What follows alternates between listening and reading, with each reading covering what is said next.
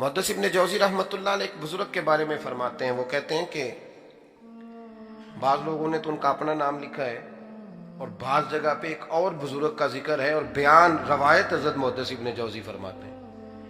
वो कहते हैं कि मैं घर में कोई काम कराना था, काम होते हैं ना छोटे मोटे घर में, तो फरमाते हैं मैं मजदूर लेने गया बगदाद में। चौकों पे मजदूर सारी उम्र का मजदूर ही है ना बेचारा।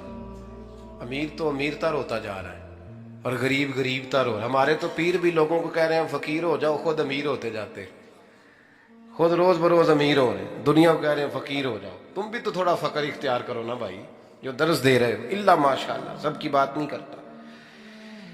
फरमाते हैं कि मैं ना मजदूर लेने गया, बगदाद के चौक में मजदूर बैठे होते थे, तो मेरी उन मजदूरों में से ना एक नौजवान बच्चे पे नजर पड़ी।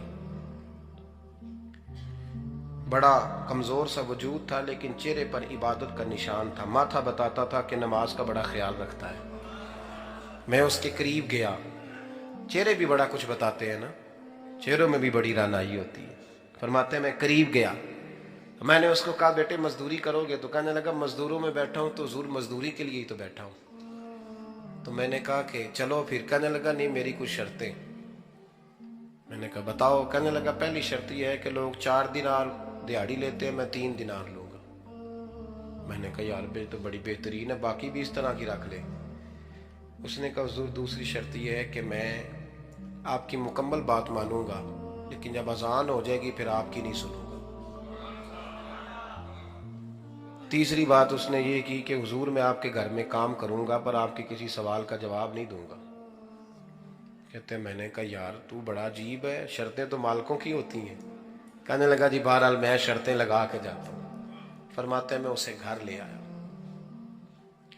काम मैंने उसको बताया तो जो काम मजदूर सारे दिन में करता है ना उसने 2 घंटे में कर दिया। हमारे मजदूर सिगरेट पीने में भी तो आधा घंटा लगाते हैं ना, वो चाय पीने जाए तो पौना घंटा। वहां उनको भी तो दयानतदारी करनी चाहिए कि नहीं करनी चाहिए?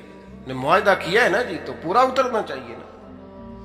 कहते 2 घंटे में। अब काम जब बंदा शुरू कराता है तो काम और निकल आता है। कहते काम मैंने उसको और बता दिया, वो करने लगा। उसने मिट्टी निकाल के रखी थी बाहर रास्ते में, तो अजान हो गई जोर की, उसने वहीं छोड़ी कही और चलने लगा। तो मेरा बेटा कहने लगा इसको जरा बराबर कर दो। कहने लगे चुप कर जा, तेरे बाप से बात हुई थी, जब अजान होती है तो मैं किसी और की नहीं सुनता, सिर्फ अल्लाह रसूल की सुनता हूं। कहते मस्जिद चला गया, नमाज पढ़ के आया तो दोपहर का वक्त था। मेरी बीबी कहने लगी इसको को खाना खा ले। कहते हमने कहा खाना खा लो, तो कहने लगा मैंने रोजा रखा हुआ।